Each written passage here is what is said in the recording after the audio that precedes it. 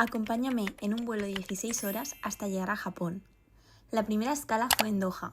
Como veis, las vistas desde el avión eran muy guays. Aquí ya me estaba preparando para aterrizar. Estuvimos dando una vuelta por el aeropuerto, que la verdad es que era muy chulo. Aproveché para ir al baño y hacerme la rutina de skincare con el jabón de Kiehl's en formato viaje, que nunca falla. Nos subimos al siguiente avión y nos sirvieron la comida, que estaba bastante buena. Luego intenté dormir un rato porque la verdad es que estaba cansada. Más tarde nos trajeron otra comida, aunque esta vez la tortilla no estaba del todo buena. Y por fin, después de muchas horas, llegamos a Tokio. Me tuve que comprar un paraguas porque estaba diluviando.